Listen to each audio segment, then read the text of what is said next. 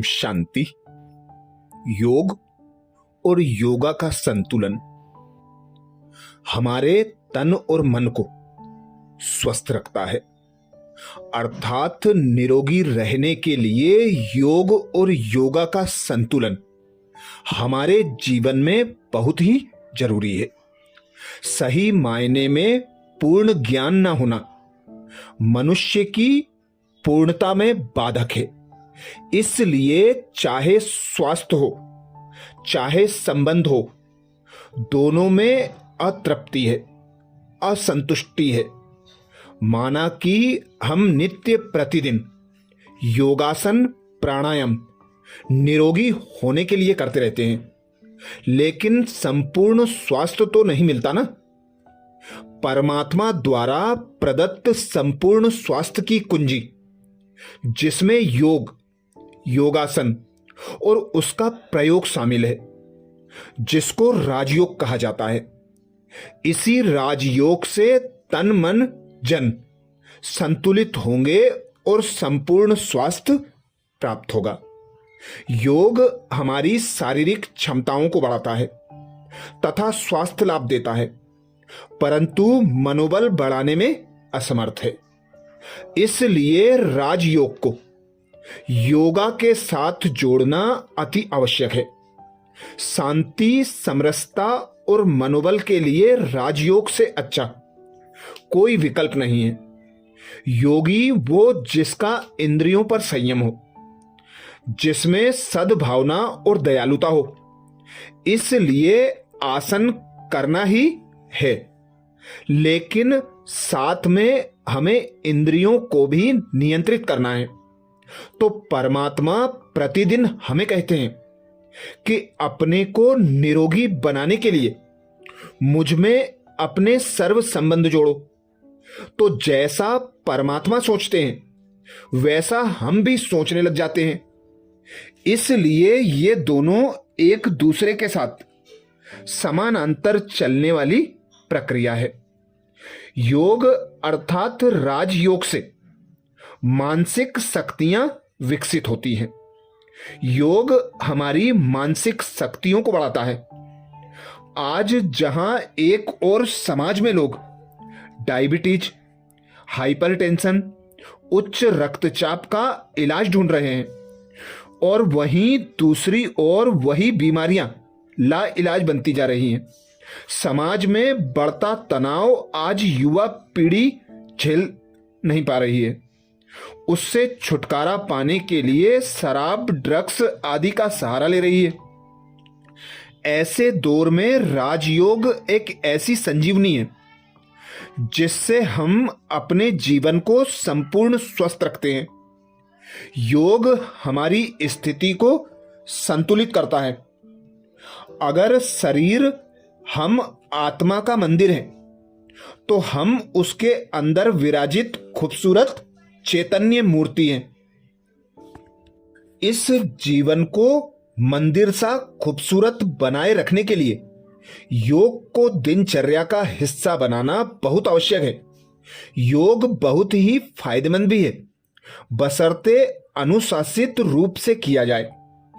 योग हमारी विशेषताओं का विकास करता है, योग्यता को बढ़ाता है और तनाव से हमें मुक्त रखता है। योग से सामर्थ्य प्राप्त होता है।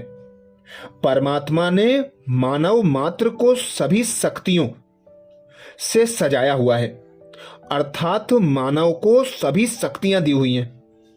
किसी को दिया, किसी को नहीं दिया, ऐसा नहीं है, लेकिन जो उसके लालन पालन की कला जानता है वो उसको विकसित करने का अवसर प्राप्त करता है।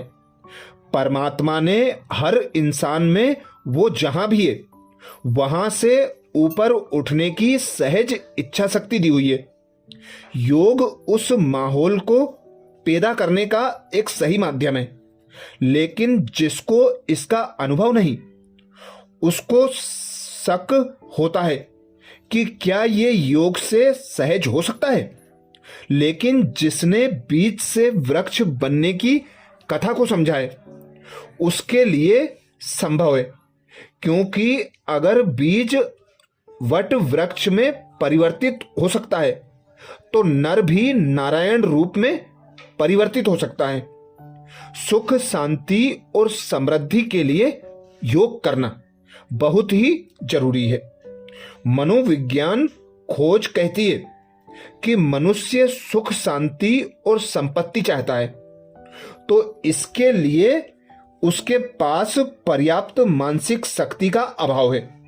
मानसिक शक्तियों को बढ़ाने के लिए व उच्च मानसिक अवस्था के लिए अधिक से अधिक ध्यान अर्थात अटेंशन की जरूरत होती है।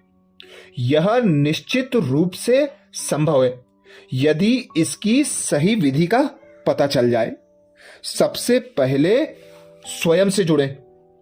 योग शब्द की उत्पत्ति संस्कृत के युज शब्द से हुई है, जिसका अर्थ है जुड़ना या जोड़ना।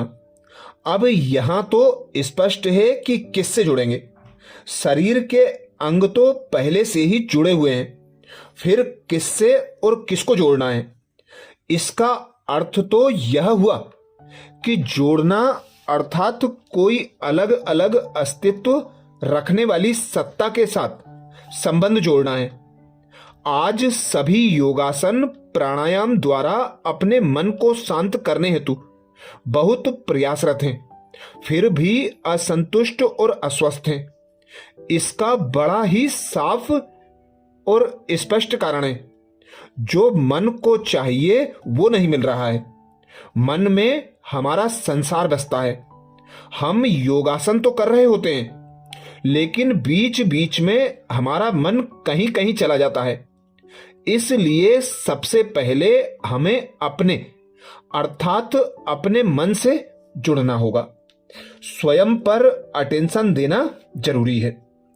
हमने योगासन कराते हुए गुरुओं को भी देखा है जो कहते हैं कि आप इन अंगों पर ध्यान दीजिए, मन के विचारों को देखिए इत्यादि। तो सबसे पहले मन को योग से जुड़ाव चाहिए। इसके लिए बार बार हमें अपने विचारों पर ध्यान देना होगा, अटेंशन देना होगा कि मैं जो सोच रहा हूं उससे हटके मेरा ध्यान कहीं और तो नहीं जा रहा है। तो एक बात तो स्पष्ट है कि योग के लिए शरीर के अंगों पर ध्यान केंद्रित करें, साथ साथ मन के विचारों को भी सकारात्मक, रिलैक्स व शांत करें, क्योंकि मन के विचारों का असर भी शरीर के प्रत्येक अंग पर पड़ता है।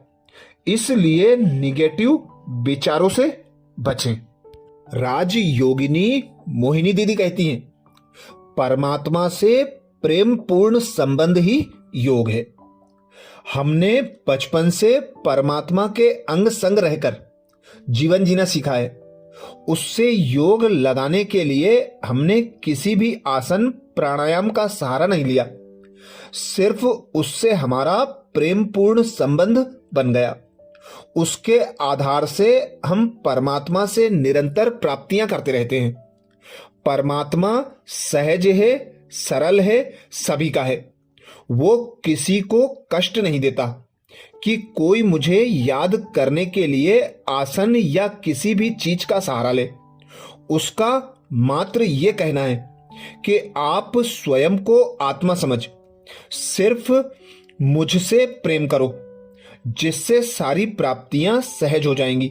सारे विश्व को इस राजयोग का यथार्थ ज्ञान होना आवश्यक है, ताकि वसुधैव कुटुंबकम के स्तर पर हर आत्मा उस परमात्मा के साथ प्रेमपूर्ण संबंध बनाकर अपने जीवन को सार्थक करे।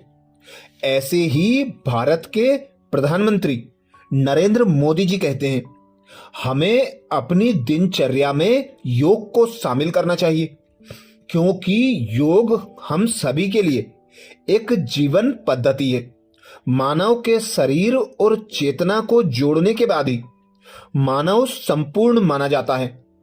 आज हम होलिस्टिक हेल्थ की बात करते हैं, तब मुझे याद आता है कि योग हमारी प्राचीन अमूल्य देन है।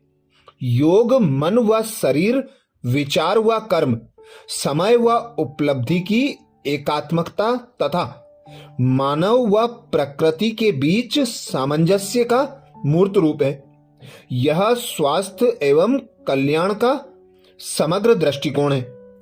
इससे हमारी पूरी जीवन शैली एक नए रूप से उभरकर सबके सामने प्रत्यक्ष होती है और हम सारे संसार में उन्हीं तरंगों के साथ जीने लग जाते हैं जो परमात्मा के साथ जुड़ी हुई होती है। अच्छा, तो अपने जीवन को निरोगी बनाने के लिए, सुख और शांति से भरपूर बनाने के लिए योग और योगा का संतुलन रखें। ओम शांति।